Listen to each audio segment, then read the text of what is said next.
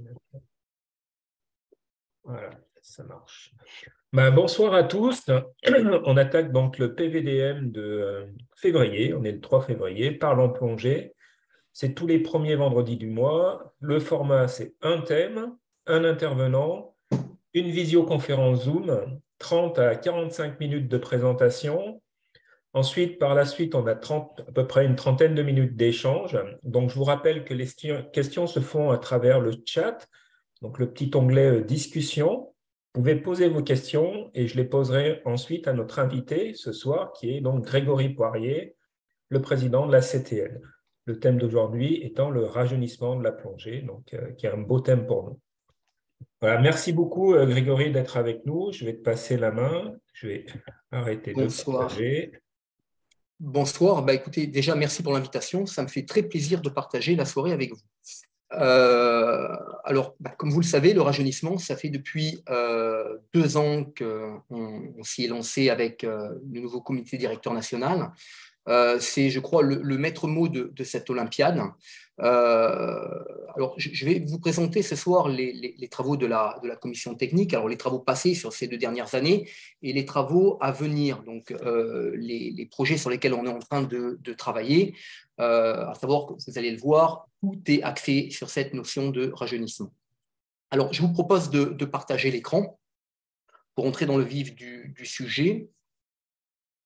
Hop.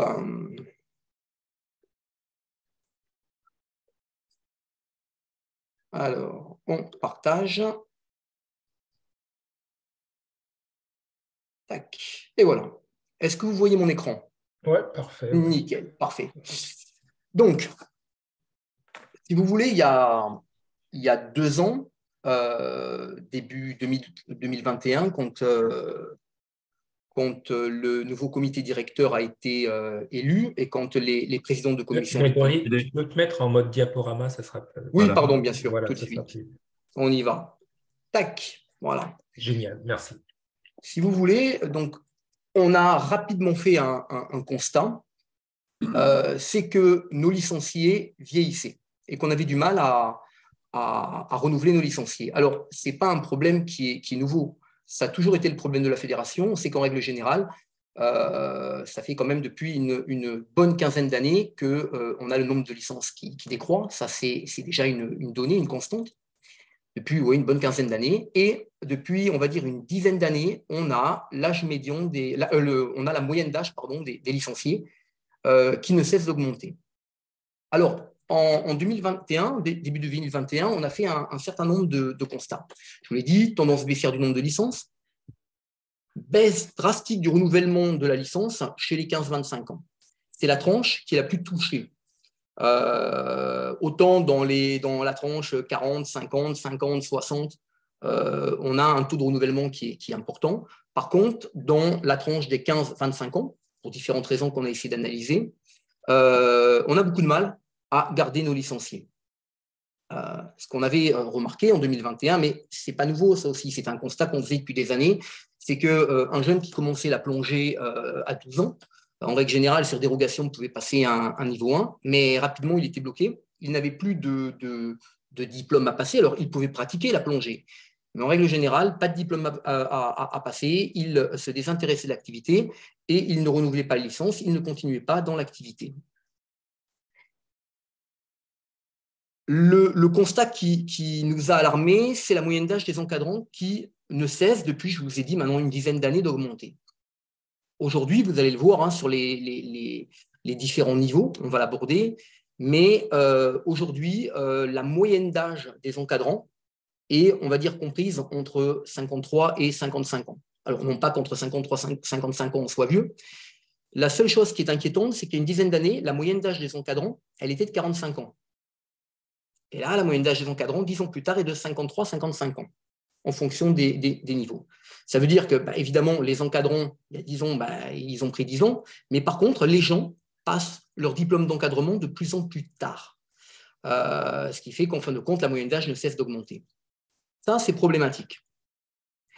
Deuxième souci, mais c'est lié directement à cette moyenne d'âge, l'âge d'obtention du MF2, qui est de plus en plus élevé. Là aussi, aujourd'hui, sur toutes les sessions, Là, ces 3-4 dernières années, la moyenne d'âge est comprise entre 48 et 50 ans. Enfin, la moyenne d'âge de nos instructeurs nationaux est aujourd'hui tourne aux alentours des 60 ans. Alors, petite parenthèse, vous savez qu'aujourd'hui, pour devenir instructeur national, il faut avoir moins de 50 ans. Alors, quand l'âge d'obtention du MF2 est déjà de 48-50 ans, c'est des gens qui doivent, dans la foulée, qui doivent ensuite accéder à l'instructorat régional, participer aux activités de la région, puis devenir instructeur national. C'est une mission impossible. Aujourd'hui, on a énormément de mal à recruter des instructeurs nationaux. Et encore 5 ans de ça, on faisait rentrer 5 instructeurs nationaux par an. Pour vous donner une idée, cette année, je n'ai eu qu'un seul dossier d'instructeur national. Ça prouve bien qu'aujourd'hui, nous n'arrivons plus à recruter.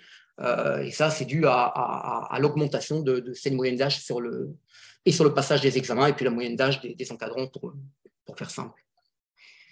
Si on rentre un petit peu plus dans le détail de cette moyenne d'âge, vous voyez que les E1 aujourd'hui, E1 licenciés, alors, c'est les valeurs 2019, hein, c'était juste dernière année avant Covid, mais pour avoir regardé 2021, c'est la même chose. E1, moyenne d'âge 53 ans. Le E2, moyenne d'âge 51 ans. Vous voyez, le MF1, par exemple, si on prend oui, E2, pardon, 53 ans. Le MF1, 55 ans, la moyenne d'âge. Le MF2, 55 ans. Voilà. Donc, on est entre 53 et 55. Donc, notre besoin est de rendre nos cursus plus faciles d'accès. Alors, je ne dis pas de simplifier l'obtention des diplômes. Le but du jeu n'est pas de dévaloriser la qualité de nos formations, mais est de rendre plus facile d'accès nos diplômes aux jeunes plongeurs afin d'essayer de rajeunir l'ensemble de la pyramide. On pense qu'en fin de compte, il faut commencer à essayer de rajeunir par le bas de la pyramide pour rajeunir l'ensemble de la pyramide. Et bien sûr, comme je vous l'ai dit, sans dégrader le niveau d'exigence de nos diplômes. Alors, en novembre 2021, on faisait route avec Fred Di Meglio, on se rendait au séminaire des instructeurs nationaux, hein, qui se déroule toujours pour le week-end du 11 novembre. On a pas mal discuté dans la voiture. On était conscient de ce besoin de rajeunissement. Alors, c'est vrai qu'on avait effectivement abordé certains points, et notamment alors des choses simples, hein, le niveau 1, donc avec mode dérogatoire donc l'âge normal 14 ans, avec sous mode dérogatoire 12 ans. On s'était dit, bon, cette dérogation, on pourrait la faire tomber.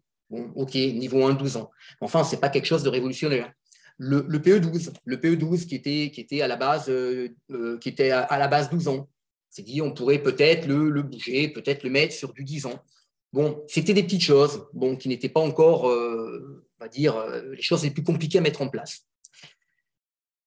Il y a quelque chose qui nous tenait à cœur, qui était l'autonomie. On va en reparler, mais l'autonomie 16 ans. Ce qui nous paraissait insurmontable il y a 2 ans, c'était cette modification du code du sport. On s'est dit, bon, ma foi, l'autonomie 16 ans, est-ce que notre collège des instructeurs nationaux sera favorable ? En règle générale, c'est un bon baromètre. Est-ce qu'il sera favorable? Est-ce qu'on se lance dans la voiture? Est-ce qu'on demande une modification du code du sport? Bon, on avait mis ça sur un bout de papier. On s'était dit à l'époque, bon, PA 20 saisons, peut-être un PA 40 17 ans. Voilà, pour essayer, on va dire, chaque année d'avoir une possibilité pour le jeune de suivre une nouvelle formation pour ne pas le perdre, comme je vous l'ai dit. Voilà. Donc, on avait 10 ans, 12 ans, 14 ans, 16 ans, 17 ans. On n'était pas trop favorable à toucher la plongée à plus de 40 mètres à du mineur. Donc, on avait dit, bah, tiens, le PA 60, on le laissera à 18 ans. Bon, c'était, on va dire, un projet, hein, qu'on avait mis sur papier. On s'était dit effectivement, bon, bah, quitte à avoir l'autonomie à 16, peut-être essayer de passer un guide de palanquet avant les 18 ans pour favoriser dans la suite logique, après le guide de palanquet, peut-être un début de stage pédagogique entre 17-18 ans et un MF1 à 18 ans. Voilà. Donc, on a essayé de revoir un petit peu les âges. Je vous dis une fois de plus, ce n'est pas forcément la chose la plus révolutionnaire. On avait posé ça sur papier. On a posé tout ça sur papier. Et puis, on a présenté ça en séminaire des instructeurs nationaux. J'étais persuadé que les instructeurs allaient être plutôt réticents à la chose.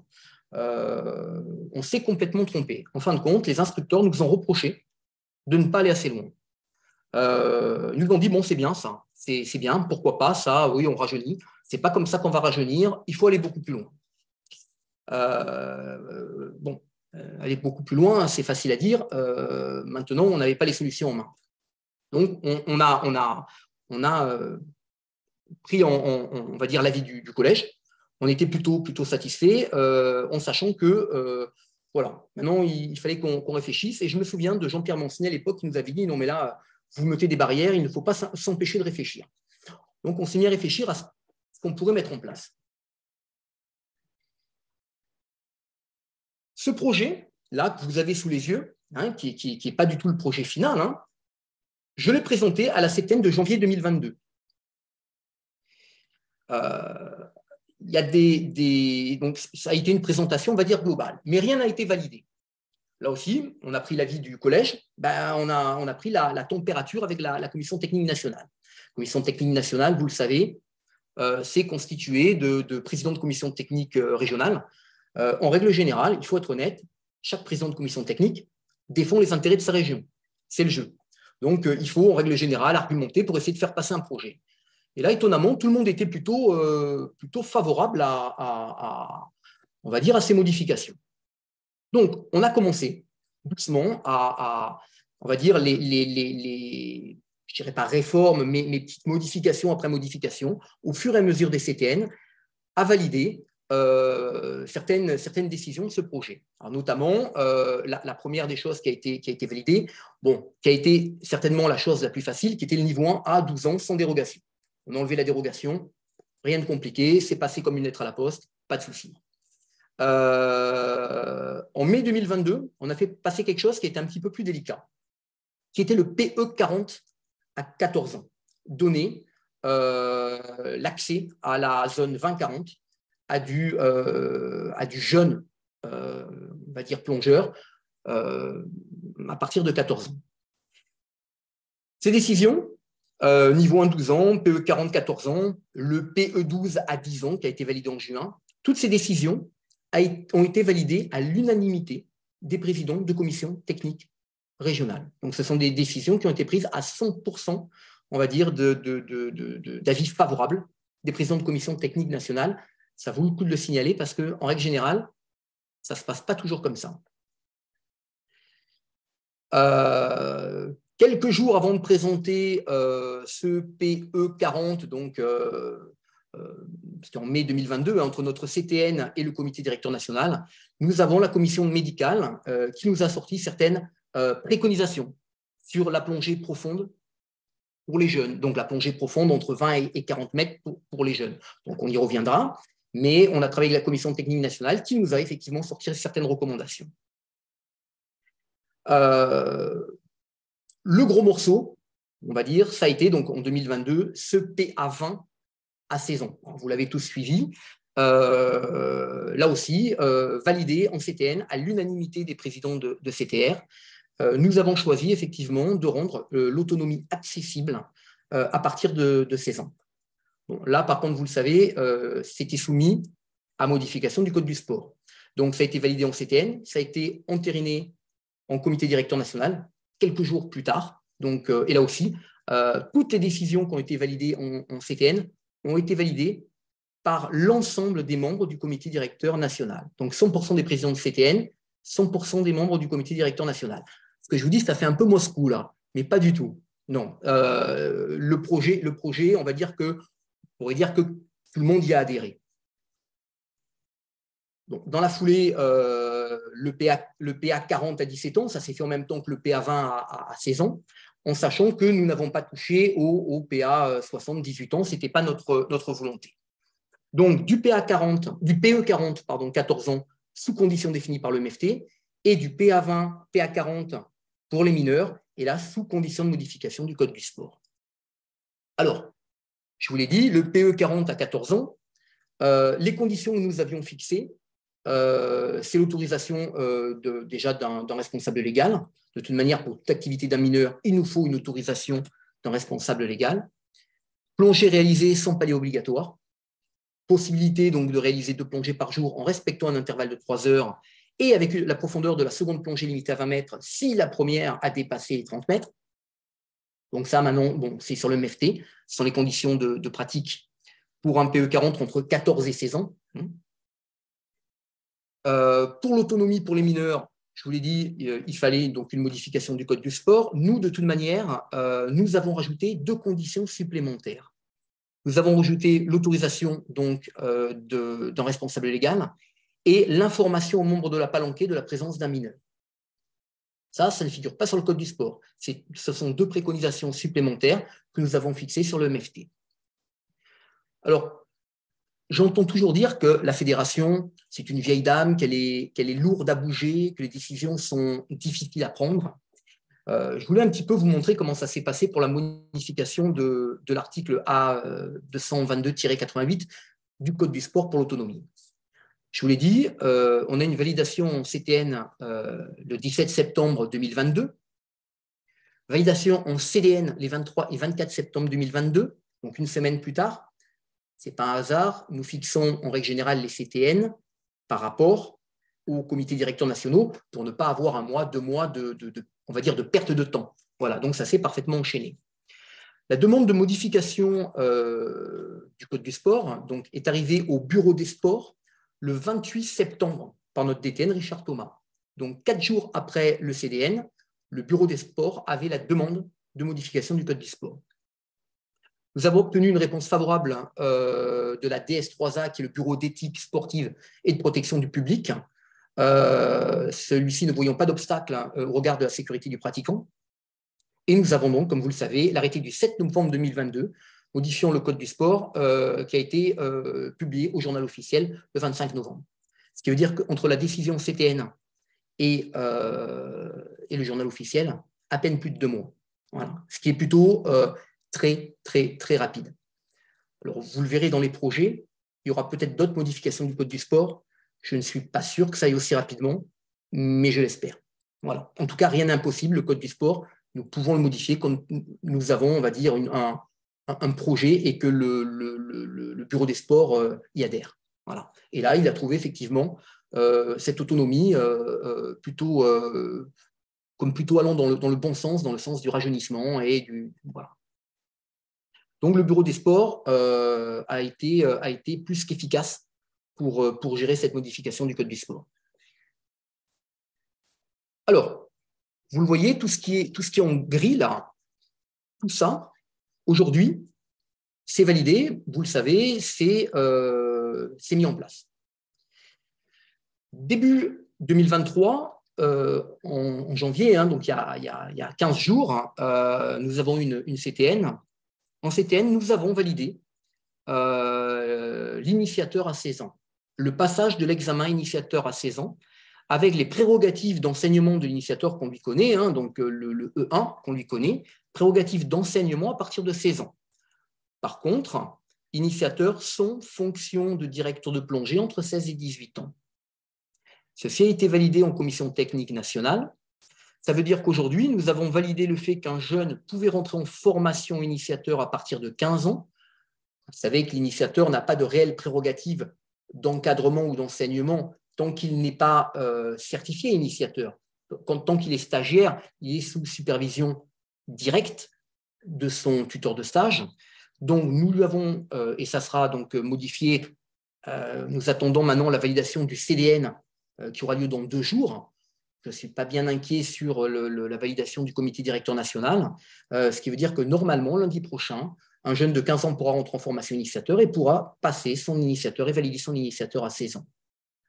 C'est, on va dire, la dernière modification sur notre projet de cursus, de modification de cursus. Le GP 17 ans, je pense que ça arrivera très certainement en septembre prochain pour la nouvelle saison 2023-2024. Aussi, décision de CTN, validation par le comité directeur. Il n'y aura pas besoin de demander une modification du code du sport car il n'y a pas d'âge sur le passage d'un guide et sur les prérogatives de guide. Hein. La seule chose sur laquelle on avait un âge, c'était l'autonomie. l'âge sur l'autonomie ayant, entre guillemets, été modifié, il n'y a plus rien qui nous empêche aujourd'hui d'avoir un guide de Palanquet à 17 ans. Voilà. Il nous restera encore le stage pédagogique. Alors, le stage pédagogique, là, on pourra en parler tout à l'heure s'il y a des questions, mais on va dire une entrée en stage pédagogique à 17 ans. Là aussi, très certainement sous supervision directe d'un tuteur de stage. Alors, on en reparlera de cette notion de tuteur de stage tout à l'heure, c'est un de nos projets. Et avec donc le passage de l'examen MF1 à 18 ans qui ne change pas.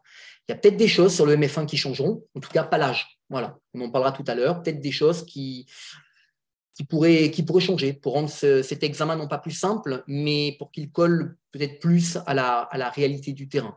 Hein, on en parlera tout à l'heure.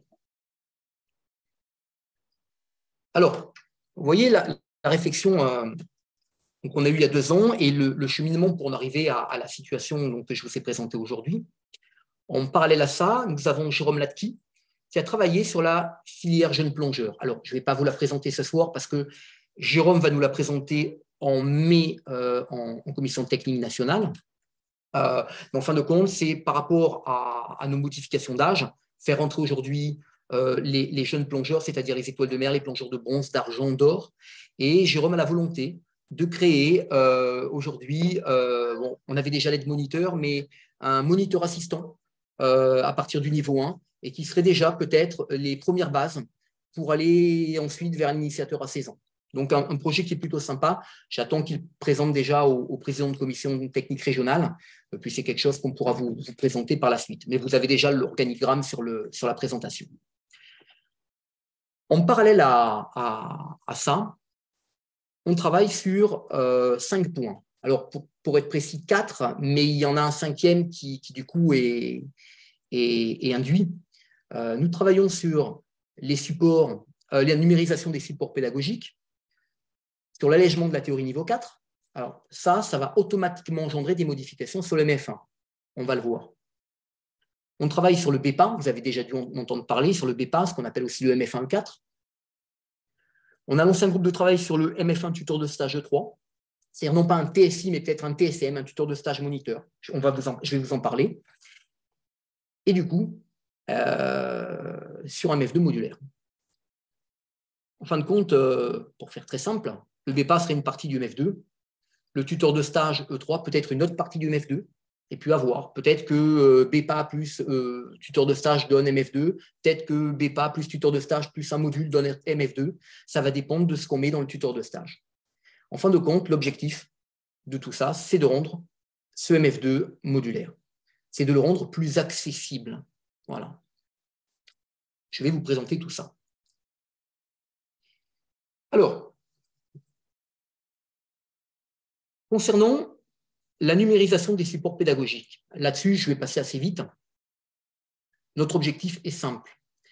On le voit, on n'est pas, je vous l'ai dit, hein, on a une baisse des licences. Cette baisse des licences, elle est due, à mon sens, je me trompe peut-être, mais à notre manque d'attractivité de nos formations. C'est-à-dire qu'on a des moniteurs qui sont extrêmement compétents, je pense plutôt bien formés, mais nos formations aujourd'hui, je ne dirais pas qu'elles sont dépassées, mais par rapport à de la formation RSTC, hein, pour être clair et précis, de la formation PADI, SSI, il nous manque des outils pour les moniteurs et quelque part pour les plongeurs. Aujourd'hui, je ne suis pas sûr qu'un plongeur ait envie de passer 1 heure, 2 heures sur un tableau blanc. En tout cas, nous souhaitons donner la liberté au moniteur que de faire son cours sur un tableau blanc, mais aussi d'avoir des supports qui lui permettent de gérer une théorie différemment. Donc, on est en train de mettre en place des supports pédagogiques de niveau 1, de niveau 2, qui vont permettre au moniteur soit de gérer 100% de théorie sur ces supports pédagogiques ou de se servir de ces supports pédagogiques comme aide à ses cours ou de ne pas les utiliser. Notre moniteur reste toujours libre de sa formation, mais au moins il a le choix et il a des outils. Voilà. Donc, là aussi, le nom a été, bon, rien on va dire, de très original, hein, mais le nom de cette plateforme devrait s'appeler formation.ffesscm.fr, plateforme qui devrait être opérationnelle avant l'été, sur laquelle on devrait déjà retrouver avant l'été le support pédagogique niveau 1, ça représente 70% de nos formations. Donc, bien évidemment, on a commencé par le niveau 1. Le but du jeu, c'est d'avoir notre niveau 2 opérationnel avant fin 2022, avant fin 2023, et d'avoir la formation niveau 3 avant fin 2024. Voilà. Avant la fin de cette mandature, on est au moins niveau 1, niveau 2, niveau 3. En parallèle à ça, on est en train de travailler aussi sur la formation Nitrox, qu'on ait au moins une formation Nitrox de base.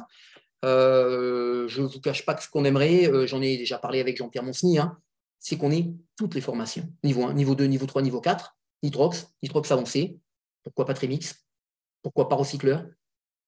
En plus, les formations recycleurs sont assez standardisées, ça simplifie la vie pour créer les supports pédagogiques.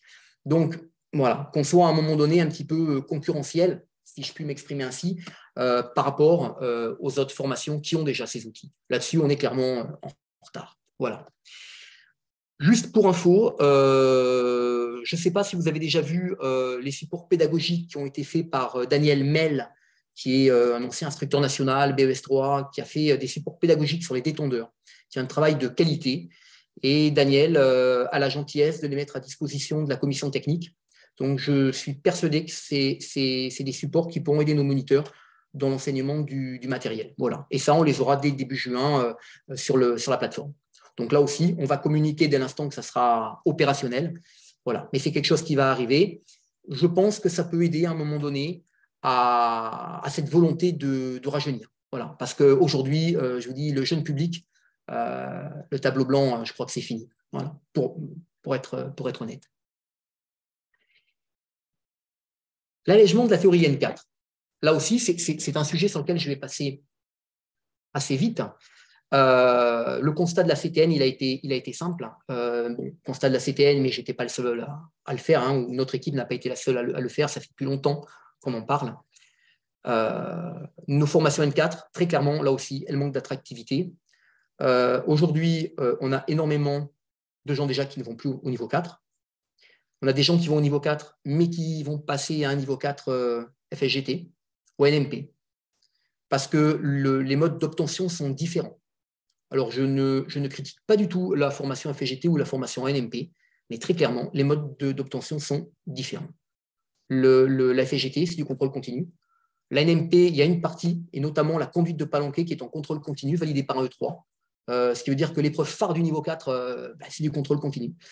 Donc, tout ça fait que la théorie est différente à la NMP, elle est plus légère. Tout ça fait qu'aujourd'hui, on n'est plus concurrentiel sur ces formations et on se fait dispenser. Chaque année, on a de moins en moins de niveau 4. Alors, nous avions la volonté à l'époque d'avoir un niveau 4 capacitaire, le niveau 4 qui avait la capacité à aller au monitorat. Donc, on lui mettait le contenu théorique suffisant pour aller au monitorat. Mais c'est un contenu théorique qui était bien au-delà des besoins d'un niveau 4. Donc, ce niveau théorique, il était déconnecté des besoins du niveau 4, je vous l'ai dit. Et en fin de compte, on s'apercevait que le niveau de connaissance résiduelle à l'entrée en formation MF1, quand on avait un laps de temps entre le niveau 4 et le MF1, un laps de temps important, ce contenu théorique était souvent faible. Les gens avaient perdu le contenu théorique parce qu'ils ne l'avaient pas travaillé. Donc, pour répondre à cette double problématique, notre objectif est de reconnecter le contenu théorique j'ai oublié un petit S, je suis désolé, aux prérogatives du guide. Première chose, et bien sûr de créer un module théorique nécessaire à l'entrée en formation MF1. Notre principal point de blocage, c'est ce module théorique, parce qu'alléger la théorie, ce n'est pas le plus compliqué. Par contre, ce qui nous pose problème, c'est cette théorie de MF1. Déjà, il faut la réactualiser un petit peu, et puis après, il faut savoir qu'on mette ce module théorique. Et là, je ne vous cache pas que c'est un des rares points sur lesquels les CTR ne sont pas du tout d'accord. Nous avons des CTR qui souhaitent mettre ce module théorique en amont du stage initial, comme prérequis au stage initial. Nous avons des CTR qui souhaitent le mettre en amont du stage final. Nous avons des CTR qui souhaitent le mettre à l'examen. Et nous avons des CTR qui souhaitent la totale liberté. Là, pour l'instant, on n'a pas trouvé de consensus. Donc, à l'instant T, je ne dis pas que c'est bloqué, mais nous discutons, nous essayons de voir la meilleure solution. Peut-être que la meilleure solution est de laisser les libertés au CTR, peut-être. Si vous avez des avis, ça sera avec plaisir. En tout cas, voilà, à l'instant T, voilà où on en est. On a toujours l'objectif de mettre en place cette théorie allégée niveau 4 et ce module MF1 pour janvier 2024. Donc, on se laisse encore jusqu'à fin d'année, idéalement, le valider à la CTN de septembre avec, ou peut-être CTN de janvier 2024 et avec mise en place dans la foulée, si tout va bien. Le BEPA, ça c'est un projet qui est beaucoup plus abouti. C'est un groupe de travail, pardon, l'allègement de la théorie, c'est un groupe de travail donc, qui est géré par Patrick Laméra, et le BEPA, le brevet d'enseignement la prolongée profonde à l'air, c'est un groupe de travail qui est piloté par Jean-Pierre Monsigny, qui est notre référent recycleur plongée-mélange. Ce projet, il a beaucoup évolué depuis un an. Ça fait depuis un an qu'on y est. Il a beaucoup évolué. Je ne vous cache pas qu'à la base, on avait créé un diplôme à part entière avec des épreuves. Alors, certaines épreuves du MF2, certaines épreuves pratiques, certaines épreuves théoriques. Ce qui était compliqué, c'est qu'on souhaitait que ce BEPA donne des acquis pour le MF2. Donc, donne déjà quelque part des épreuves à ne pas repasser parce que déjà validées au BEPA. C'était très compliqué d'avoir certaines épreuves validées, de se déplacer à l'examen peut-être pour 2-3 épreuves pratiques. C'est compliqué à mettre en place. Sur la dernière CTN, on a pris la décision que la pratique du BEPA devienne la pratique du MF2. Bon, la pratique du MF2, elle est quand même importante. Mais c'est vrai que de se dire que la personne qui devient BEPA, c'est-à-dire MF1 E4 pour faire simple, n'est pas à repasser cette partie pratique quand il va au MF2. Pour nous, c'était attrayant parce que facile à organiser et parce que ça nous permet de rentrer la modularité dans le MF2. Ça a été acté en CTN. Donc, on est OK sur le fait que la pratique du MF2, c'est la pratique du BEPA. Maintenant, on y réfléchit à cette pratique du MF2 et il y a déjà une épreuve qui nous posait problème. C'est cette épreuve de Caplet. Aujourd'hui, on a déjà une épreuve de... Enfin, c'était un tirage au sort entre le Caplet et le PMT. Je ne vous cache pas que à chaque fois qu'on tire le Caplet, on a des candidats qui sont à 2 doigts du suicide.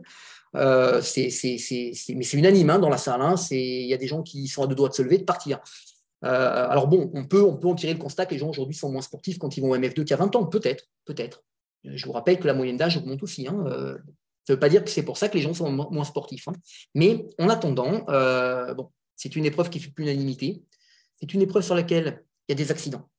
On a un nombre de crises cardiaques, que ce soit sur du niveau 4, que ce soit sur des entraînements de MF2, un nombre de crises cardiaques sur l'épreuve qui n'est pas négligeable.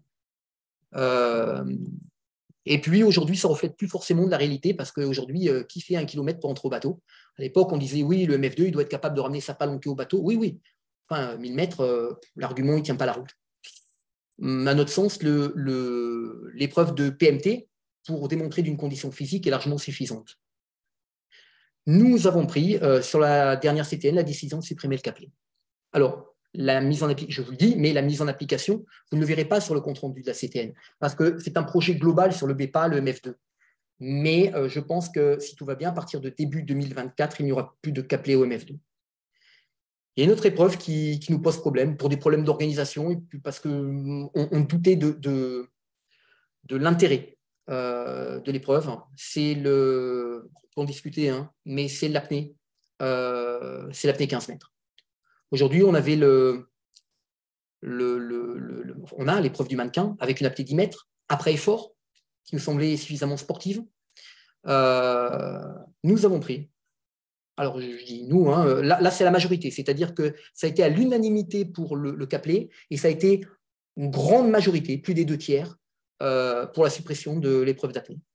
Nous allons supprimer l'épreuve d'apnée au MF2. Ce qui veut dire que ça vous donne un peu la physio de cette nouvelle pratique du MF2 et de la pratique du BEPA, avec les épreuves 50, descente pleine eau, vidage de masque, les 2 épreuves 50, la DTMR, le mannequin et le 1005.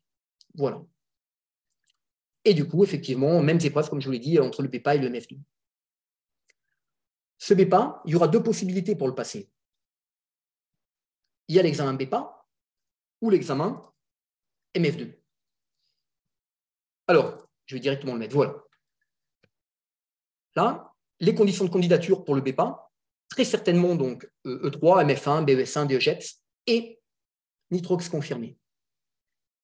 Nous allons demander à ce que le candidat qui va au BEPA soit plongé en nitrox confirmé, ou du coup moniteur nitrox. Voilà. Le but du jeu, ça va être d'avoir donc 2 aptitudes préalablement validées, donc au minimum 20 plongées à plus de 40. Alors, je vais m'expliquer, je vais vous expliquer pourquoi. Et l'aptitude IPD zone 50. Alors pourquoi 20 plongées à plus de 40? C'est ce qui est demandé aussi au diplôme d'État pour la formation complémentaire, le CC. Et nous, le but du jeu, c'est qu'avec ce diplôme, le BEPA puisse demander une partie de cette formation complémentaire au diplôme d'État et qu'il l'ait en équivalence. Mais pour l'avoir en équivalence, il faut que les conditions de réalisation soient les mêmes. Nous, on est au-dessus. Et il faut que les conditions de candidature soient les mêmes. Donc, on s'est calqué sur les conditions de candidature du diplôme d'État pour la partie formation complémentaire 50. L'examen du BEPA, je vous l'ai dit, ce sont les épreuves du MF2, l'enseignement 50, l'IPD 50, descente, stabilisation, vidage de masque 50, DTMR, mannequin 1005. Clair. Épreuve de connaissance, sur un examen BEPA, c'est un entretien jury. C'est un entretien oral avec le jury. Un entretien qui alors, modalité à définir, mais entre une demi-heure et 45 minutes d'entretien sur différents sujets. Ça va aller de la décompression, décompression, peut-être anat, physio, décompression. Là-dessus, on est en train de finaliser. Et l'épreuve orale de matériel du MF2. Pourquoi? Là aussi, c'est très simple, c'est une question d'organisation. Là, si le BEPA obtient sa pratique du MF2, s'il souhaite donc finir son MF2, il va falloir qu'il revienne avec son matériel juste pour passer l'épreuve de matériel de plongée, parce que pour l'épreuve de matériel de plongée, il faut sa STAP, son détendeur et son ordinateur. On s'est dit quitte à y être, et ce n'est pas totalement inutile sur le BEPA, on lui met l'épreuve de matériel comme ça, s'il est BEPA, il viendra au MF2 sans matériel de plongée. Tout ce qui nécessite du matériel, il l'aura déjà passé. Donc, c'est plus fonctionnel, on va dire, que nécessaire. Cette épreuve de matériel, on la met là pour qu'il puisse venir avec son matériel. Voilà.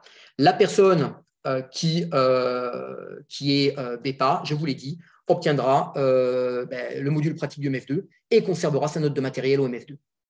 Voilà. Ça, c'est l'examen BEPA déconnecté du MF2. Maintenant, l'autre possibilité, c'est de passer un BEPA sur un MF2. Donc, ce n'est plus un examen BEPA. La personne passe un examen MF2. Là, les conditions vont être les mêmes. Au MF2, on va certainement mettre le nitrox confirmé. Les aptitudes, pas de problème, j'y reviens pas. L'épreuve de pratique, j'y reviens pas. Donc là, il faudra que la personne, imaginez une personne qui passe au MF2, elle loupe certaines épreuves, mais si elle obtient sa pratique et si elle obtient la moyenne à l'épreuve de décompression, alors cette fois-ci, c'est plus un oral, parce qu'elle est sur un examen de MF2, donc elle est en train de passer des épreuves de MF2. Si la personne, en épreuve de déco, en épreuve d'anat physio et en épreuve de matériel à la moyenne, si elle a la moyenne à la pratique, si elle a la moyenne à ces 3 épreuves théoriques, elle obtiendra le BEPA. C'est-à-dire que quelqu'un qui vient pour un MF2 pourrait, on va dire, partir sans le MF2, mais avec un BEPA, à condition qu'il ait les notes suffisantes pour conserver son BEPA. Voilà. Et évidemment, s'il part avec son BEPA, il aura toujours le module pratique du MF2 validé et conservera sa note. Voilà pour le BEPA. Je ne vous cache pas que sur le terrain, il y a beaucoup d'attentes pour le BEPA. On est sollicité et les gens nous demandent en permanence quand ça sort. Alors, c'est sûr qu'il était un petit peu plus attrayant parce qu'il y avait un petit peu moins d'épreuves pratiques. Aujourd'hui, on a quand même réintégré le 1005. On avait du mal à justifier qu'un MF2, on teste à un moment donné la condition physique et qu'on ne la teste pas au BEPA alors que ça va être un futur enseignant 50. Ça me paraissait cohérent d'avoir aussi pour ça les mêmes épreuves. Alors, en parallèle à ce BEPA, le BEPA, il nous reste un petit peu de travail, mais c'est quasi finalisé. Il nous reste à terminer, à finaliser le contenu de formation sur le MFT. Il nous reste à finaliser aussi, demander une modification du code du sport pour que le MF1 BEPA apparaisse sur le code du sport. On en a besoin parce que ça va être un E4. Je rappelle que le code du sport, la notion de formateur, de moniteur, il ne connaît pas. Lui, ce qu'il connaît, c'est des enseignants par espace d'évolution. Donc, il sera MF1, E4. La communication, l'agenda de déploiement, l'interface d'enregistrement sur la base de données nationale, ce n'est pas le plus simple. Vous savez que dès qu'on touche à l'informatique, à la fédération de plongée, c'est compliqué. Les bordereaux BEPA, les cartes spécifiques BEPA, donc encore un petit peu de boulot. Et évidemment, les modifications du MF2 à prévoir. Ça aussi, ce n'est pas une mince affaire. Voilà. Mais on est en train de travailler dessus. Objectif pour la mise en place, janvier 2024. Ça veut dire que ça, en septembre, il faut que ça soit validé et qu'on fasse une demande de modification du code du sport pour la fin d'année, en espérant avoir le même succès sur la modification du code du sport et que ça se passe aussi rapidement. Alors, en parallèle au BEPA. Pourquoi le BEPA? Ce MF2, on sait que c'est un formateur de cadre, c'est un enseignant 60. On a énormément de gens qui étaient certainement de très, très, très, très bons plongeurs et qui auraient été de très bons enseignants 60, qui n'ont jamais obtenu leur MF2 parce que pas le niveau théorique, parce que pas les compétences pédagogiques. Voilà. Mais à l'inverse, on a des gens qui ne veulent pas faire de l'enseignement 50, 60, mais qui auraient certainement fait de bons formateurs de cadre. Donc, on a lancé un groupe de travail sur le MF1, tuteur de stage. Alors, on ne sait pas encore si on va en faire un tuteur de stage ou un formateur de cadre. On fait quoi comme différence? Un tuteur de stage, c'est le tuteur de stage pédagogique, tout simplement. C'est lui qui valide le stage pédagogique. Le formateur de cadre, lui, participe à du stage initial, participe à du stage final et à de l'examen. Donc, tout dépend de ce qu'on va en faire. Là, on a lancé le groupe de travail, mais l'objectif, vraiment avoué, est de dissocier cette fonction de formateur de cadre de l'enseignant profond. Donc, la première étape, elle est simple, elle va être de définir les prérogatives de ce nouveau diplôme, ce qu'on veut en faire. J'ai l'impression, là, à l'instant T, que ça pourrait se diriger vers un formateur de cadre 3. Voilà, qui pourrait faire du stage initial, du stage péda, du stage final, de l'examen, mais qui ne toucherait pas l'enseignement 60. Ça voudrait dire que BEPA plus formateur E3 donne MF2, pour faire simple. Voilà. Si maintenant ça part sur un tuteur de stage, les prérogatives seront réduites, ça sera du tutorat, et auquel cas, ça ne donnera peut-être pas tuteur plus MF1 E4, BEPA, ça ne donnera peut-être pas un MF2, il faudra peut-être un module complémentaire. Donc, en fonction, il va falloir définir les épreuves ou reprendre certaines épreuves existantes du MF2, comme je vous l'ai dit. Voilà. L'objectif avoué, très clairement, est de donner à ce nouveau diplôme un ou plusieurs modules du MF2. Donc, si aujourd'hui, là, on voulait faire la synthèse, si on veut aller vers une modularité du MF2, je vais tous les mettre, voilà. Voilà. La pratique, enseignement 50, on l'a vu, toute la pratique du MF2. La pratique du MF2 avec une épreuve, on va dire un oral théorique, donnerait le BEPA. Donc, vous voyez, le BEPA est entre la pratique et les connaissances théoriques, mais on ne va pas demander aujourd'hui à un BEPA de passer et la pratique et toute la théorie du MF2. Ce n'est pas nécessaire. Donc, la pratique du MF2 plus un oral théorique plus l'oral de matériel. Vous voyez qu'à côté, si on se lançait sur un TSM, sur un tuteur de stage moniteur, on pourrait peut-être se contenter de prendre les 3 épreuves pédagogiques du MF2. En disant, voilà, le tuteur de stage, il passe les 3 épreuves du PEDA du MF2. Ça voudrait dire que quelqu'un qui est BEPA plus TSM aurait déjà la pratique, la PEDA, et n'aurait plus qu'à passer les connaissances théoriques du MF2 pour être MF2. Voilà. Si maintenant on en fait un formateur de cadre, et si on fait simple, on pourrait peut-être se dire que module PEDA plus module théorique, c'est un formateur. Et auquel cas, formateur plus BEPA donne MF2. Voilà un petit peu, on va dire, vers quoi on se dirige en termes de modularité. En tout cas, ce qui est certain, c'est que, et là-dessus, on s'est déjà prononcé à l'unanimité des présidents de CTR. Alors, j'ai dit on, je m'associe, mais moi, je ne vote pas, je ne suis pas président de CTR. Mais le MF2 va devenir modulable. Voilà. Alors, voilà où on en est aujourd'hui un petit peu de notre réflexion. Voilà, 45 minutes. Je vous propose de passer aux questions, si vous le souhaitez. Ouais, bah, c'était super, hein. Merci beaucoup, Grégory. Alors, quelques questions, hein, pas mal même. Je pense qu'on va les prendre au fur et à mesure de ton Bien sûr. intervention. Donc, au tout départ, c'était les enfants. Mhm. Première question sur quand il y a eu un avis de la commission médicale par rapport à Oui, ce rajeunissement, tu nous disais. C'est oui. quoi les principales Alors, remarques? bon, je dirais que c'est du classique. C'est-à-dire que la première chose, effectivement, c'est que la commission médicale nous a rappelé qu'un enfant n'est pas un mini-adulte.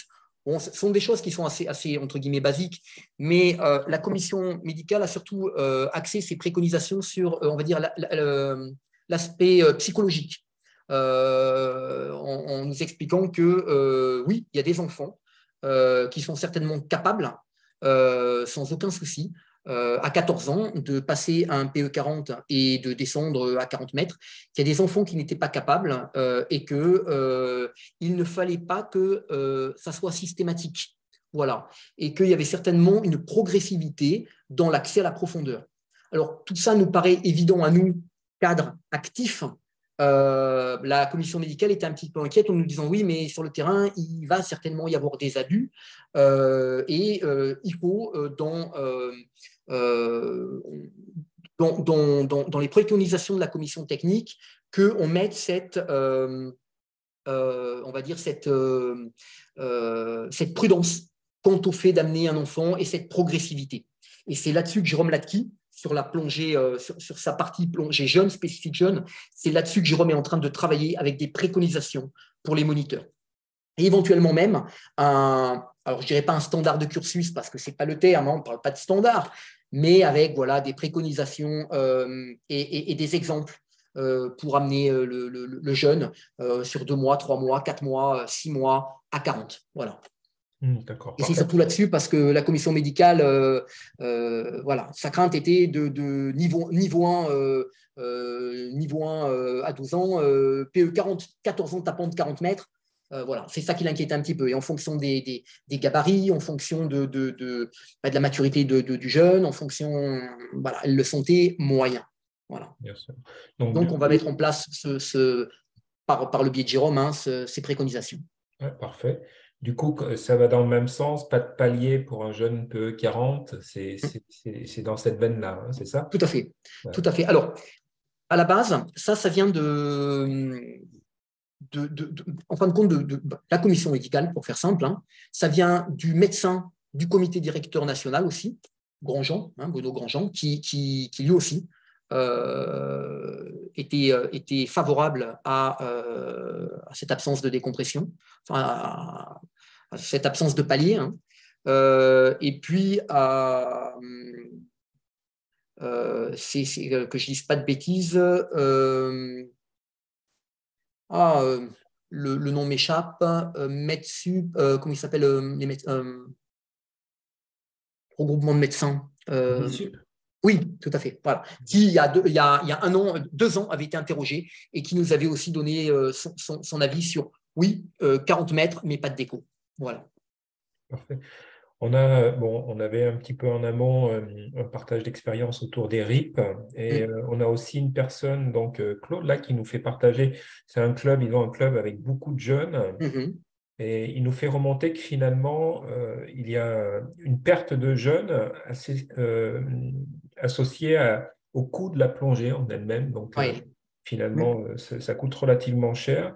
Et la question, c'est est-ce que la Fédé a des projets pour une politique d'aide financière au club ou pour aider à faire plonger les jeunes qui iraient sur l'encadrement Et puis, il précise effectivement que les week-ends coûtent cher. Alors, enfin, j'allais dire c'est compliqué. C'est compliqué parce que les clubs, en règle générale, ce sont plutôt des politiques départementales ou régionales. Si vous voulez, nous, pour faire très simple, la fédération, bon, c'est une fédération nationale. Nous, aujourd'hui, il y a des aides, mais ces aides, malheureusement, elles sont nécessaires, mais elles sont axées sur la formation de cadres.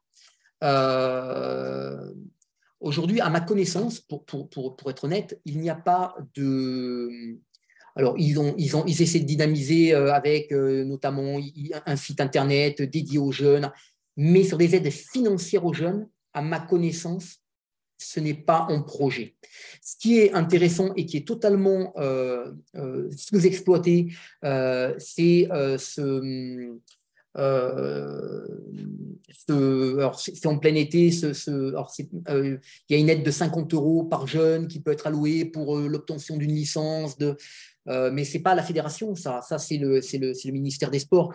Mais la fédération, à ma connaissance, il n'y a pas de politique d'aide financière voilà, aux jeunes. Et c'est vrai que la plongée, pour certains jeunes, ça coûte cher, hein, j'en suis conscient. Ouais, ça ne marchera pas. Et malheureusement, là-dessus… Ça ne marchera pas. Enfin, franchement, si, je ne sais pas, je suis désolé, hein, mais c'est très bien, hein, c'est super ce qui a été fait. Franchement, c'est super ce qui a été fait là, pour rajeunir. Voilà, ça, c'est super. Hein. Et si en plus, on peut leur faire passer les diplômes avant l'âge de 18 ans, parce qu'après 18 ans, c'est plus dur à cause des études. Hein. Bon, bien sûr, partent, on est d'accord. Donc ça, c'est super, vraiment super. Mais le gros problème, c'est voilà, les plongeurs en autonomie, enfin les plongées, c'est cher. Et les emmener en week-end, enfin bon, voilà, c'est tout. Donc ça va casser un peu la chose, quoi. Bon, je suis d'accord. On ne donnera pas toute sa dimension. Hein. Et je suis d'accord que la Fédé, au niveau national, quand je dis la Fédé, c'est la Fédé et ses organismes déconcentrés. Hein. C'est-à-dire, si une politique qui est annoncée au niveau national, derrière, il faut quand même que… Voilà, on sait que ça passe par les cacahuètes. Hein. Bon. Surtout, oui. Oui. Alors, je tiens quand même à vous signaler que, bon, surtout à l'heure actuelle, parce qu'on peut parler argent, mais à l'heure actuelle, je pense qu'on a à la fédération 3 ou 4 comités qui sont plus riches que la fédération de plongée. À l'heure actuelle, hein, la fédération de plongée n'est pas forcément avec les finances, voilà. Hein, mais à l'heure actuelle, on a quand même 2-3 comités qui ont beaucoup de sous et qui pourraient aider effectivement un petit peu plus la plongée en fond. Quand on dit la Fédé, d'accord, c'est la Fédé, c'est les organes déconcentrés. Et c'est ce que je vous disais au début, parce que je ne veux pas renvoyer la balle aux organes déconcentrés, mais en règle générale, les politiques d'aide de club, ce sont soit les CODEP en fonction de leurs moyens, mais les régions aussi. Et… bien d'accord, mais la politique doit être incitée au niveau national. Oui. Et normalement, la politique annoncée au niveau national doit être déclinée effectivement par les OD, et y compris en engageant des moyens. Alors, on ne peut pas forcer une OD le national ne peut pas forcer une OD à budgéter. En fait, c'est quand même lui qui surveille les exécutions, enfin, qui peut examiner les exécutions budgétaires. Donc, voilà. Enfin, il y a un outil quand même. Vous connaissez l'argument voilà, entre guillemets, de ne pas vouloir rentrer pour ne pas faire d'ingérence. Mais, l'ingérence, elle va dans le bon sens. Tout le monde, personne ne sera contre cette politique allant vers un encadrement rajeuni. Personne ne peut aller contre. Bien sûr. Bon, donc c'est simplement… Ça aujourd'hui, alors attention, aujourd'hui, ça fait partie des priorités du ministère, ça fait partie des priorités fédérales. Ouais. Après, là-dessus, vous dire qu'au niveau national, quelque chose de très efficace aujourd'hui est mis en place pour essayer de motiver les départements et les régions, à ma connaissance, pas encore. Je ne vous dis pas que ça ne va pas se faire, pas encore. Okay. Ça, malheureusement, le pouvoir aujourd'hui, très honnêtement, est entre les mains des politiques. Hein. On va pouvoir passer à la question d'après. Merci, Claude. Alors, là, vous envisagez, quoi, c'était pas mal, j'ai vu, tu envisages de faire passer le GP à partir de 16 ans, de mémoire Alors, a priori, 17 ans, le GP. 17 ans, ouais, voilà. Alors, parce qu'en fin de compte, le nouveau prérequis, entre guillemets, au GP, pour faire très simple, hein, ne va plus être du coup voilà, ne va plus être le niveau 3, hein, le PA60, mais le prérequis au GP va être le PA40. Ah, oui, c'est-à-dire que de PA40, on va pouvoir passer le GP et être GP sans être forcément PA60. Ouais, c'est ça qui est bien. Est-ce que du coup, ça pose des questions? La question, c'est est-ce que ça pose des questions sur le rôle d'un mineur en prise de responsabilité vis-à-vis d'adultes, des choses comme ça? Là-dessus, ça a été tranché. En fin de compte, il n'y a pas alors, il faut déjà savoir que, et ça, beaucoup ont eu du mal à le comprendre ou ne le savaient pas forcément, il n'y a pas de transfert de responsabilité pénale, ce qui veut dire qu'un jeune à 16 ans est responsablement pénal, raison pour laquelle il peut partir en autonomie. Alors, nous, on a rajouté l'obligation d'information pour que dans la palanquée en autonomie, les majeurs sachent que clairement, il y a un mineur dans la palanquée, mais il n'y a pas de transfert de responsabilité. Et au même titre que aujourd'hui, un jeune à 16 ans peut être tout à fait légalement responsable d'une palanquée en encadrant on va dire des mineurs ou des majeurs. Aucun souci. D'accord. Et ça nous a été confirmé par le bureau des sports. Ouais, c'est nickel. Ensuite, j'ai une question. Alors là, on passe sur la partie stage MF1 avec la théorie renforcée. Alors, on comprend, du moins, on comprend pas trop ce débat entre avant, pendant, après, entre les différentes CTR. Moi non plus. Alors, en fin de compte, non, c'est vrai, pour moi, c'est un faux débat. Hein. Franchement, c'est un faux débat, mais c'est vraiment le point d'achoppement. Certaines CTR, effectivement, partent du principe que pour entrer en stage initial, il faut absolument avoir tout ce contenu théorique. Je peux juste préciser une chose. Bien sûr, Guy. Nous, on en avait discuté en collège instructeur, Aura. On se posait juste une question, à savoir qui faisait la théorie du MF1, d'accord, et comment l'organiser. C'était juste uniquement ça. Hein. Enfin, le débat du collège Aura, c'était ça. Il y a, par exemple, si on faisait la théorie, si c'était un module qui se passait à l'examen, quid de la théorie avant, comment l'organiser? Si on faisait avec un module séparé du MF1 à l'examen, quid de la formation? C'était ça le débat, enfin, du moins au niveau Aura. Hein. Après, je ne sais pas les autres régions. Voilà. Alors, moi, je le voyais très simple, c'est-à-dire que qui enseigne ce module théorique? Un MF1. J'aurais même tendance à dire n'importe qui a la compétence pour l'enseigner, parce qu'aujourd'hui, sur ce module théorique, on pourrait faire intervenir, je vais dire n'importe quoi, mais un médecin parce qu'il a des compétences en physio, on pourrait faire intervenir. Mais ce module théorique, classiquement, je dirais un MF1. Et après, effectivement, les questions que tu poses, Guy, ce sont, à mon sens, les bonnes questions. Mais aujourd'hui, on peut le voir de manière différente. Soit, effectivement, on le met en amont du stage initial. Le problème, c'est qu'il faut penser que quand on rentre en formation après le stage initial, on a 3 ans pour terminer son MF1. Est-ce qu'en 3 ans, si la personne a passé son module théorique, allez, 1 an avant de rentrer en formation initiale, ça veut dire qu'il va passer son examen de MF1 4 ans après avoir obtenu ce module? Est-ce que quelque part, il n'y aura pas aussi une perte de connaissances? Voilà, donc ce sont des questions qui se posent.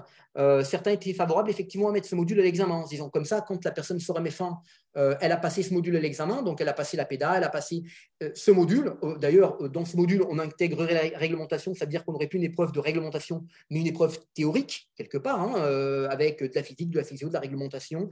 Ça pourrait être aussi une bonne solution. Mais certaines CTR nous ont dit, nous, ça ne nous convient pas parce qu'il y a des gens qui vont bachoter juste avant l'examen, mais pendant leur stage pédagogique, ils ne maîtriseront pas la théorie. Bon, voilà le type de débat, et voilà, donc à l'instant T, ce n'est pas tranché.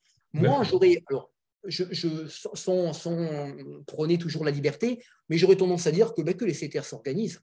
Moi, ça ne me gêne pas qu'une CTR, pour des problèmes d'organisation, préfère le mettre à l'examen, ou qu'une autre CTR le mettre en amont ou le mettre pendant la formation. Je crois qu'après, chacun a de bons arguments. Voilà. L'objectif, c'est toujours janvier 2024. On en parlait un petit peu, janvier 2023. Oui, alors, il faut être honnête, à mon sens, le seul groupe de travail qui risque de riper. Voilà. C'est pour ça que je dis à l'instant T, oui, mais c'est le seul groupe de travail, et pourtant, je pensais que ça serait plus simple. C'est le seul groupe de travail où je me dis qu'en fin de compte, ce n'est pas si simple que ça. Voilà. Et alors que rien n'était insurmontable là-dessus. Hein. Franchement, à la base, c'est celui qui avance le moins. Il faut être honnête. Une question sur le BEPA, si tu peux revenir sur le slide du BEPA avec ce qui doit réellement passer en proposition, la réflexion. Bien sûr. Voilà, ça c'est sur l'examen BEPA. Voilà. Et du coup, j'ai une question, alors c'est peut-être répondu dans ton slide. L'oral du BEPA remplace-t-il les 4 écrits du MF2? Du tout. Du tout. Ça veut dire que il va certainement survoler certaines compétences qu'on retrouve sur ces écrits. Par contre, ce n'est pas parce que cette personne a l'oral qu'elle aura les épreuves du MF2 en équivalence. En équivalence, tu l'as là sur la droite, la personne qui est BEPA n'aura que, entre guillemets, la partie pratique et conserve la note de matériel. L'épreuve d'entretien jury est beaucoup plus légère que la théorie MF2. Donc oui, on aura de la décompression, oui, il y aura de l'accidentologie, mais ça ne sera pas aussi poussé qu'au MF2.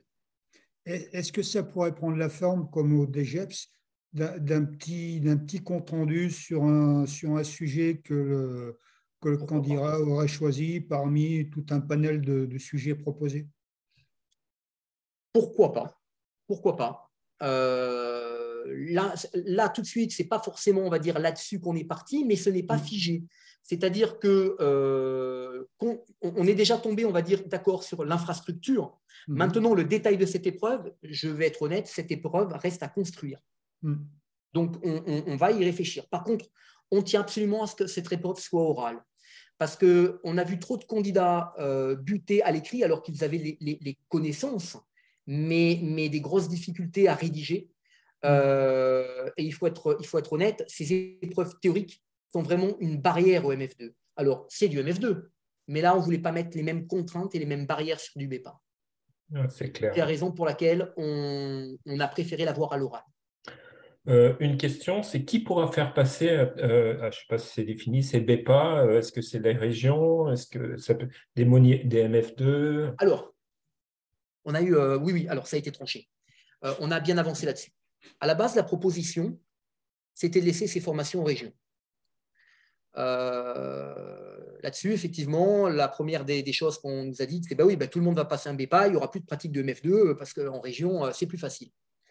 Je ne vois vraiment pas pourquoi en région, ces épreuves étaient plus faciles qu'au niveau national, si ce n'est plus facile à organiser. Et dans le mode d'attribution, j'ai une confiance totale en mes différentes, on va dire, commissions techniques. Et je pense que les gens aujourd'hui qui organisent les examens de MF1 ou pourquoi pas cet examen BEPA le font de manière très consciencieuse et de la même manière qu'on pourrait l'organiser au niveau national. Donc, ça ne m'inquiétait pas du tout. Les présidents de CTR ont souhaité, en grande majorité, que le BEPA reste national. Maintenant, je m'explique. Un stage initial MF2, il est national. Il est national, mais organisé en région. Ça reste un stage national organisé en région.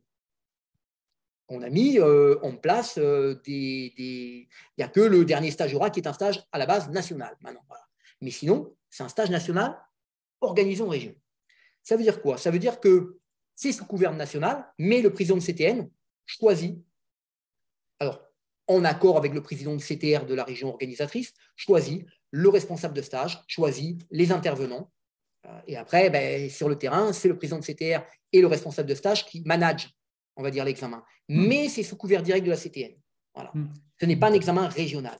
D'accord. A priori, le BEPA va prendre cette forme, c'est-à-dire que à moyen terme, même si les deux premiers, on va peut-être les organiser à Nielon pour faire simple et pour voir un petit peu comment on l'organise, quelles sont les difficultés, je pense que rapidement, j'aimerais qu'on puisse, tout comme on a délégué ces stages initiaux aux régions, organiser des BEPA nationaux en région. Voilà. Et là, qui peut encadrer, pour moi, n'importe quel MF2. Il y aura un minimum d'instructeurs nationaux pour donner cette valeur nationale, mais après, des régionaux, des MF2, j'allais dire à la discrétion ou à la responsabilité du président de CTR qui organise. Après, il connaît ses équipes et je suis persuadé qu'il a de très bons instructeurs régionaux et certainement de très bons deuxième degré. Pour aller travailler le BEPA à 50, donc les épreuves techniques 50, c'est le job d'un MF2, pourquoi pas? Alors, une question que tu n'as pas abordée, qui ne fait pas partie du sujet, mais qui est tout aussi intéressante, c'est le module 6.20. Est-ce qu'il y a une étude pour l'intégrer, du moins faire en sorte que pour devenir E2, ça soit obligatoire? Le module 6.20 de l'initiateur. L'ancienne UC10, Ok, oui, tout à fait. Qui pour l'instant, effectivement, est optionnel. C'est ça. Pour l'intégrer, alors, pour l'intégrer à quoi, précisément? Alors, En réalité, aujourd'hui, c'est un module optionnel. Tout à fait. Et en fin de compte, la personne peut devenir E2 Sans sans le folie. passer. Donc la question, c'est est-ce qu'on pense à le rendre obligatoire? Alors, honnêtement, ce n'est pas l'ordre du jour. On en est même là, on a lancé une... Alors, ce n'est pas l'ordre du jour. On est en train de travailler sur les formations, de travailler sur les formations MF1, sur la formation classique, et puis sur la capitalisation, donc qui est la deuxième possibilité d'obtenir un livret pédagogique, avec donc ce module 6-20, ce module 20-40, et qui permet d'obtenir le module pédagogique. On a interrogé les régions pour savoir si aujourd'hui elles avaient en majorité la formule classique du stage initial, si elles avaient aujourd'hui en majorité des gens qui faisaient le 6-20 et le 20-40 pour obtenir le livret pédagogique, et surtout quels étaient les résultats après aux examens, si elles voyaient de meilleurs résultats avec une ou avec l'autre des formules. On est en train d'étudier, je ne vous cache pas que là on vient de lancer l'étude, on est en train de réfléchir un petit peu à ça, parce que j'ai des régions qui se plaignent de ces modules 6-20, 20-40 pour les allègements, en partant du principe que ça ne donne pas de bons résultats et qu'il y a énormément d'échecs en examen. Donc, on est en train de réfléchir. Alors, quitte à réfléchir, va certainement venir sur le tapis ce module obligatoire. C'est bien possible. Mais à l'instant T, ce n'est pas d'actualité. Ça marche. Alors, on va sur le TSM. Donc, ce qui vient après, en fin de compte. Donc, j'ai une question qui est là, finalement, le TSM, la personne, il semblerait, ou peut-être tu ne l'as pas mis, peut accéder au TSM de suite après son MF1. OK. Tout à fait. Et la question, c'était, alors à ce moment-là, le TSI, est-ce que c'est prévu qu'il puisse y accéder, du moins que le MF1 puisse accéder au TSI sans faire les 12 mois d'expérience tels qu'on peut l'avoir aujourd'hui? Alors là, je ne suis pas rentré dans les détails du TSM, mais soit, à mon sens, on met les 12 mois pour tout le monde, soit on supprime les 12 mois. Mais ça sera cohérent, bien sûr. Là, je ne vous ai pas mis on va dire les détails, hein, j'ai fait très simple, mais on est en train de réfléchir là, le groupe de travail, janvier 2023. Je ne vous cache pas que le boulot de ce groupe de travail est simplifié par le boulot du BEPA, quelque part. Donc, ça va aller beaucoup plus vite. Mais là, quand on va mettre en place les conditions donc pour les conditions préalables à l'entrée en formation, il est évident qu'il faut que ça soit cohérent entre le TSI et le TSM. On ne peut pas demander au TSI 12 mois et au TSM rien du tout. Donc, ça sera calqué. Moi, honnêtement, on a eu des demandes déjà de gens qui voulaient une dérogation pour enchaîner sur le TSI. Et je fais toujours la même réponse. Moi, de dérogation, je n'y vois pas d'inconvénient. Et je renvoie au président de CTR de la région. Si le président de CTR veut à un moment donné donner une dérogation, sachez qu'il peut donner une dérogation là-dessus. En tout cas, il a mon accord, ça ne me pose aucun problème. D'accord. Alors ensuite, j'ai une question, là, ce sera la dernière. Mais peut-être c'était en lien, je pense, y a-t-il des idées pour rajeunir l'instructorat? Et ça, c'est justement le thème. Finalement, c'est le fait de rajeunir la plongée. Donc, on espère avoir des instructeurs plus jeunes par la suite. Mais du coup, c'est une question, y a-t-il des idées pour ouvrir plus l'instructorat? Ouvrir. Lequel? Le régional ou le national? Alors, ce n'est pas précisé, je pense. Alors, les deux, OK. Donc, répondons aux deux. Le régional, croyez-moi, je me bats avec les présidents de commissions techniques régionales pour qu'ils intègrent. Alors, je dis je me bats avec certains présidents de commissions techniques, je n'ai pas à me battre. Ils le font naturellement. Avec d'autres présidents de commissions techniques, ce n'est pas forcément, on va dire, dans les us et coutumes de leur région. Mais je me bats pour qu'ils intègrent le plus tôt possible après la sortie du MF2. Et je dis je, mais l'équipe CTN se bat pour qu'on les intègre le plus tôt possible à la sortie du MF2 dans les formations. Alors, par formation niveau 4, formation initiateur, formation MF1, mais qu'on les intègre rapidement. Avant, pour passer du MF2 à l'instructorat régional, moi j'ai connu une période où c'était 4 ans. Ça avait été raccourci à 2 ans. Et au niveau national, entre le régional et le national, il y a eu aussi 4 ans. Ça a été raccourci à 2 ans. Là aussi, cette année, il y avait très peu de candidats. Moi, j'ai proposé au président de commission technique régionale, qui avait des candidats instructeurs régionaux, qui n'avaient pas 2 ans d'ancienneté, d'envoyer les dossiers. Et on donnerait les dérogations pour qu'ils puissent devenir instructeurs stagiaires.